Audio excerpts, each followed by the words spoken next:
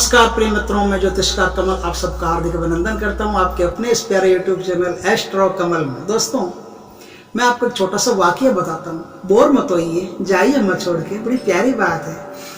बीकानेर में मेरे एक मित्र है, उनकी माँ बीमार हो गई थी, हार्ट से संबंधित कोई प्रॉब्लम हो गई थी, तो उनको तनवीर मालावत नाम के एक डॉक्टर हैं, उनके अस्पताल में उनको भर्ती करवाया गया। खुद का उनका अस्पताल है, भर्ती करवाया गया। तो डॉक्टर साहब ने पर्ची लिख करके दी, प्रिस्क्रिप्शन लिखते हैं ना, वो प्रिस्क्रिप्शन लिख कर दिया।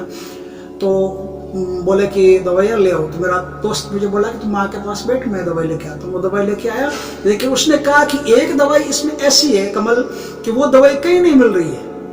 वो दवाई यहाँ आसपास जितने भी मेडिकल स्टोर है वहाँ मिल नहीं रही है, तो कहीं से ला सकता है? मैंने कहा बिल्कुल ला सकता हूँ, क्यों नहीं ला सकता। तो मैं गाड़ी लेके गया, दवाई लेने के लिए मैं गाड़ी लेके गया, और संयोग से एक ऐसी घटना घटित हुई। वो घटना बड़ी जबरदस्त है। संयोग से मैं दवाई लेने के लिए एक मेडिकल स्टोर पर गया।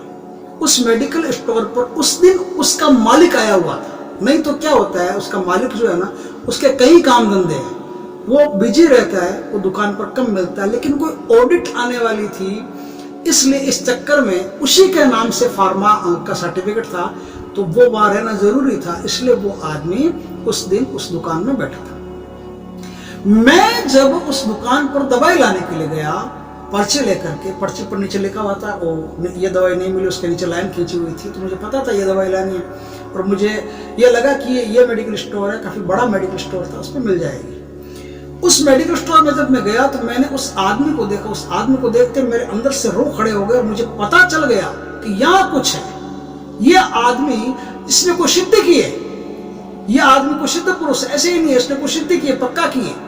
तो मैं पक्का की है, सिद्धि की, और मैंने जैसे ही अपने परमात्मा को, अपने देवता को, हनुमान जी को याद किया, तो मुझे पता चल गया कि इसने तो स्वर्ण रेखा नाम की यक्षिणी की सिद्धि की है। और मैं उनकी तरफ देख करके मैंने उनको एक शब्द बोला, मैंने कहा गोल्डन लाइन। गोल्डन लाइन जैसे बोला, वो चमक के उठ गई। क्या है? दवाई लो और पैसे दो, रवाना हो जाओ। क्या गोल्डन लाइन? क्या? अरे मैंने कहा ये जो गोल्डन लाइन है ना, ये पूरी की पूरी लाइन मिट जाएगी, जड़ से मिट जाएगी। आज तक जैसी जैसी गोल्डन लाइन बनी है ना, पूरी मिट जाएगी। ख्याल रखना। तो किससे बात कर रहा है? उसने कहा किससे बात कर रहा हूं, मतलब क्या है? मैंने कहा यार, ये तेरी जो गोल्डन लाइन है ना, ये गोल्डन लाइन हमारी भी गोल्डन लाइन है। तो उसने मेरी तरफ देखा, और मैंने कहा तू डर मत, डर मत, कुछ नहीं होगा, कुछ भी नहीं होगा, क्योंकि तू और मैं एक ही चीज हो गए, एक स्तर पर तू और मैं एक ही चीज। तो बोले कैसे एक ही चीज है? मैंने कहा जो आपके पास है वो मेरे पास भी है, चीज अलग अलग है। भाई तुम्हारे पास सोने का हार है, तो मेरे पास सोने का कड़ा है, या सोने का ब्रासलेट है, कुछ भी है, लेकिन है दोनों सोने के, चिंता मत कर। अब क्या है कि मुझे दवाई लेके जाना था, तो मैंने उनका नाम, पता, अता, घर का अता पता सब ले लिया। वो भी फिर ऐसे फ्रेंडली टाइप होने लग गए। तो क्या है, मैं दवाई लेकर के वहां गया, और अब मेरे मन में तो एक ही भाव चल रहा था कि भाई साहब से मिलूं, भाई साहब से मिलूं, भाई साहब से मिलूं। भाई साहब मुझसे कम से कम 10 साल बड़े थे। मैं भाई साहब के घर पहुंच गया। भाई साहब का घर 42 सान कोठी बनाया हुआ था उसका, विश्वकर्मा। मुझे देखा, बोला कि आपने एक झटके में ऐसा कैसे पकड़ लिया? अब कैसे, ये सब कैसे? मैंने कहा देखो कुछ नहीं है, कोई खास बात नहीं है। जो चीज आपको छूके गई, जो हवा, वो अगर मुझे छूके गई, तो मुझे पता चल जाएगा कि आपको ठंडी हवा छूके गई है, क्योंकि मुझे भी तो ठंडी हवा लग रही है ना।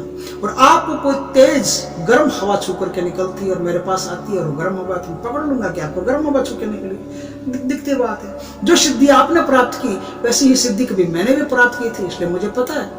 लेकिन मैं तो ये जानने आया हूँ कि ये बात क्या है, कैसे की, क्या होता है, क्या नहीं होता। तो उन्होंने अपना वाक्य बताना शुरू किया। बोला 3 बहनें हैं और हम 2 भाई हैं। हमारे पिताजी एक मेडिकल स्टोर पर सर्विस करते थे, और हम भाई बहन लगभग कोई 2-2, 3-3, 4-4 साल का फासला है, इतना ही है। और हम बड़े हो रहे थे लगभग। पढ़ाई भी मैं कर रहा था, मैं सबसे बड़ा हूँ, पढ़ाई कर रहा था, पढ़ाई का भी खर्चा लग रहा था। मेरे पिताजी मेरे को डी फार्मा करवा रहे थे, उस समय की बात है। मैंने डी फार्मा तो कर लिया, लेकिन डी फार्मा करने के बाद में मेरे पिताजी गुजर गए।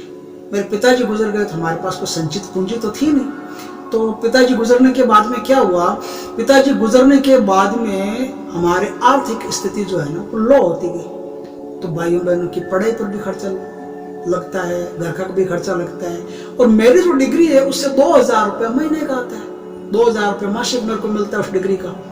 अब मैं क्या करूं, समस्या हो गई। तो मैं यहाँ से काफी दूर एक मठ है, गणेश नाथ जी नाम के एक महाराज, मैं उनके शरण में गया और खूब रोया। मैंने कहा महाराज में बड़ी परेशानी में। तो उन्होंने कहा कि परेशानी में हो तो बेटा तुम एक काम कर लो, जैसा मैं बताऊं वैसा वैसा तुम करते जाओ, तो तुम्हारी सारी परेशानियां खत्म हो जाएगी, जड़ से खत्म हो जाएगी। तो उन्होंने कहा महाराज मैं क्या करूं। गणेश नाथ जी मेरी पत्नी के गुरु हैं, मुझे पता है, हाँ वही गुरु उनके थे।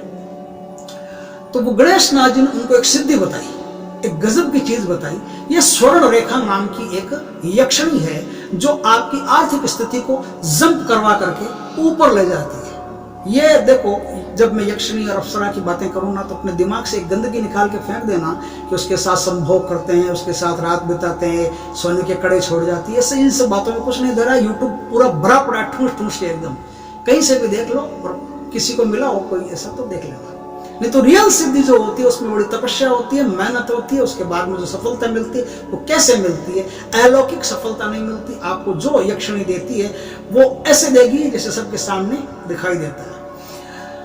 हाँ, तो आगे मैं कह रहा था कि अब उन्होंने जो सिद्धि बताई वो सिद्धि उन्होंने मुझे बताई कि ऐसा ऐसा मेरे को बताया, फिर मेरे साथ ये हो गया। 3 साल तक यक्षिणी मेरे साथ रही और 3 साल तक हर काम में मेरे को बेनिफिट होता गया।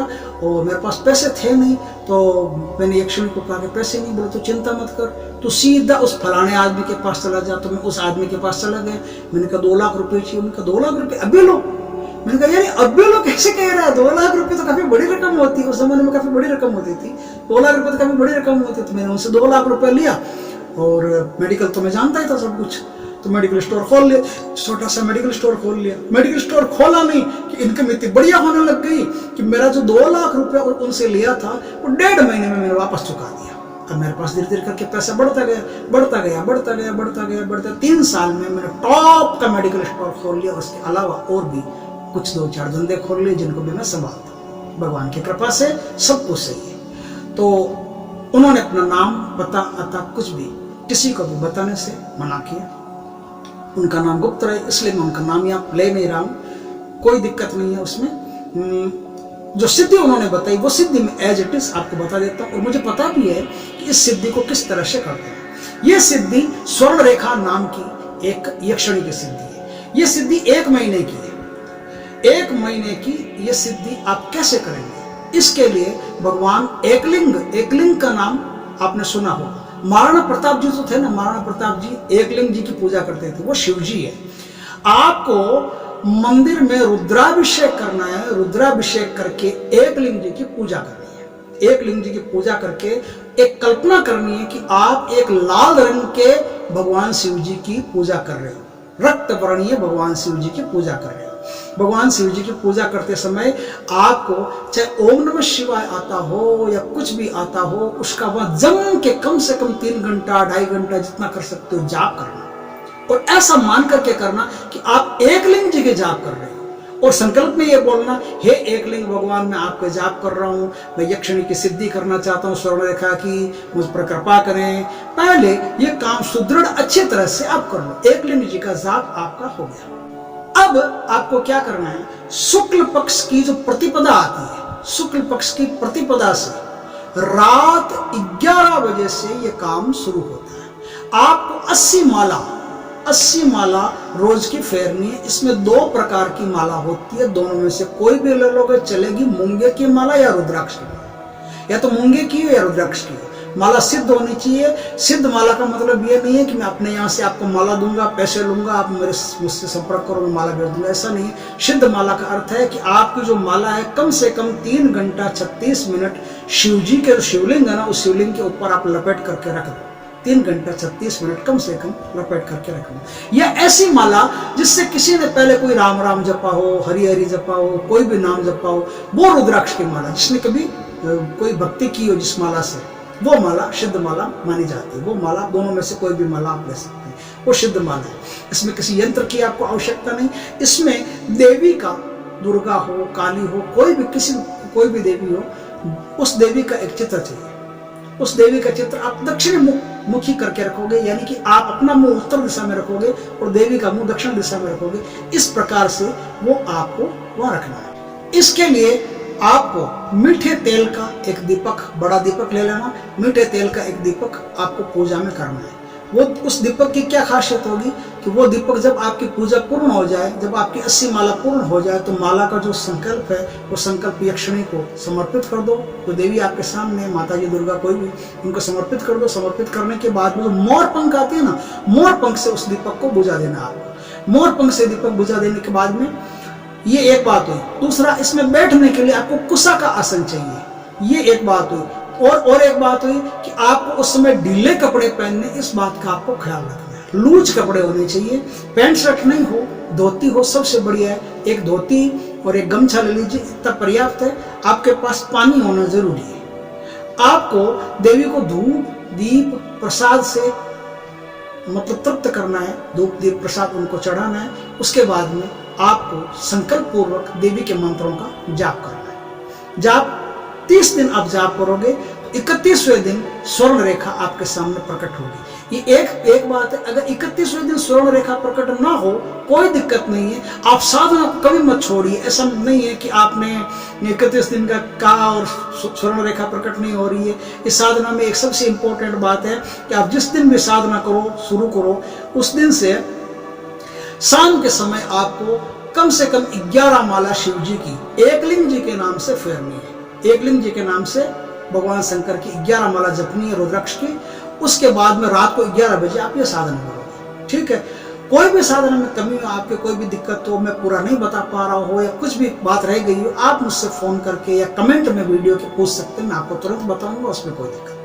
तो पूरा आप, जहाँ तक मैं जानता हूँ, आपका साथ दूंगा और भगवान की कृपा से ये दुआ करूंगा, ये प्रार्थना करूंगा कि आपको माता स्वर्ण रेखा आपको सिद्ध हो जाए। ये ख्याल रखना कि आप गलती से भी ये कर लूँ, वो कर लूँ, पत्नी बन जाए, ये अपने दिमाग में मत रखना। ये दिमाग में रख लिया, फंस गए, कोई जिम्मेदार नहीं है। और गुरु के बिना, इसलिए कहते हैं गुरु के बिना कोई साधना नहीं करनी चाहिए, क्योंकि गुरु के बिना साधना करने से आदमी फंस जाता है। मुझमें भी ऐसा ही होने वाला था, किसी ने बचा लिया मेरे को।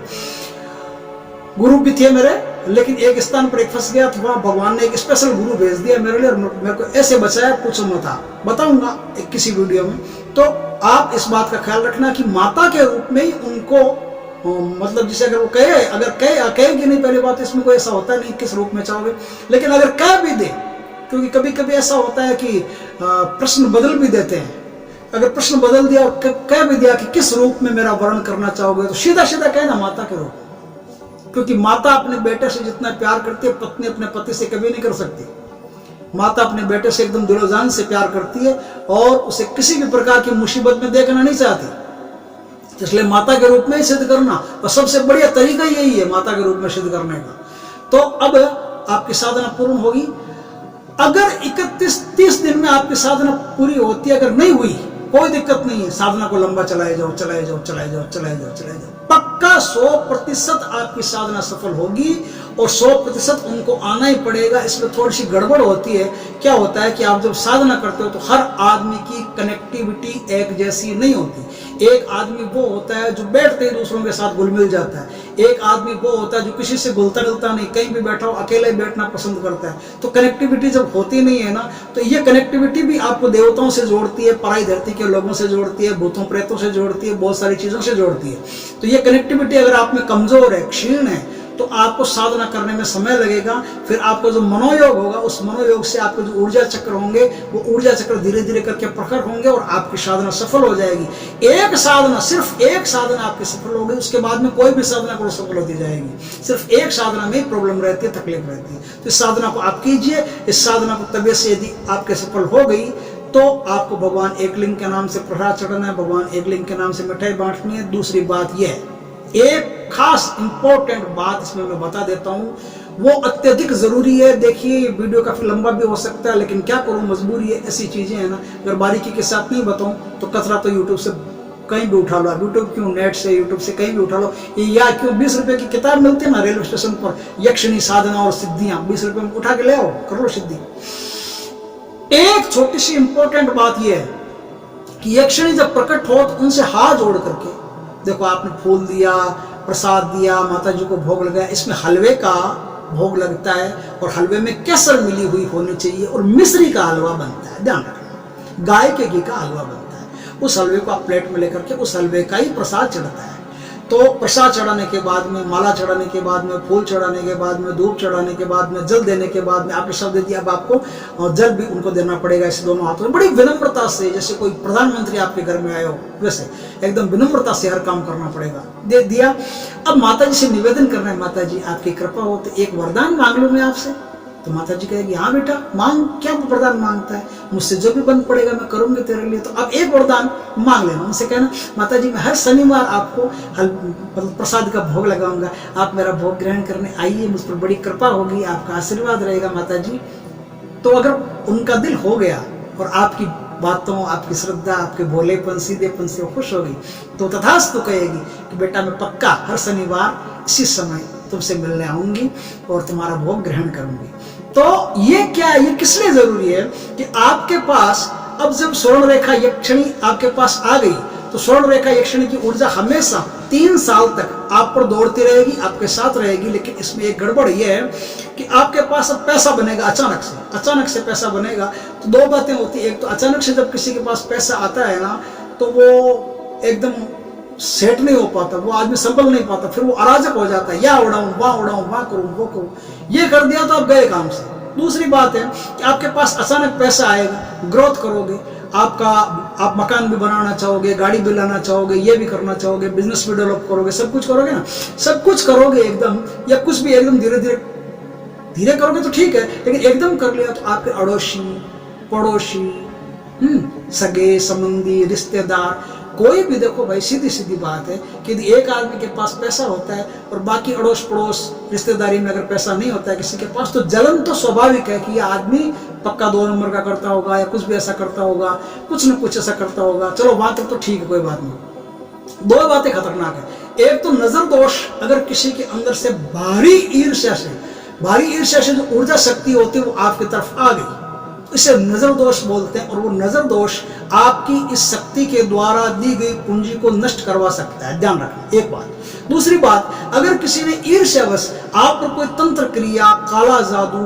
ब्लैक इल्म, सिफली वगैरह ऐसा कुछ भी करवा दिया कि यार इसको तो एकदम ये कैसे हो रहा है, गड़बड़ है, तो ऐसा कुछ करवा दिया तो आपका सारा किया धरा, सारी मेहनत पानी में चली जाएगी। भाई ऐसा नहीं हो आपके साथ, इसलिए ये जरूरी है कि हर शनिवार को यदि यक्षिणी आपके हाथ से भोग ले लेते तो भोग के लेते ही आप पर जो भी क्रिया सबको यक्षिणी खा जाएगी। कोई भी तंत्र मंत्र, टोना टोटका, नजर, फटकार, मूड दीट कुछ भी हो, सबको यक्षिणी एक झटके में खा जाएगी और आप निर्दोष कमल के फूल की तरह रहोगे, कोई तकलीफ नहीं होगी आपको। ये इस साधना की रीढ़ की हड्डी है, ध्यान रखना, इसको आप चूकना मत, साधना करो। इस साधना में इस बात को आपको खास ख्याल में लिख करके रखना है और रिमाइंडर जैसे करते हैं ना वैसे करके रखना है कि बार बार याद आती रही बात कि आपको हर शनिवार को यक्षिणी को भोग देने का वादा लेना है और हर शनिवार को उनको भोग देना है, चाहे आप कहीं भी रहो, कैसी भी स्थिति में रहो, आप उस समय भोग देंगे ही देंगे, तब आप एकदम सुरक्षित रहेंगे।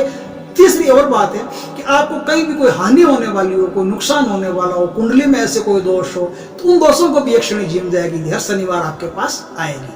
तो इस तरह से आप स्वर्ण रेखा यक्षिणी की साधना कर सकते हो।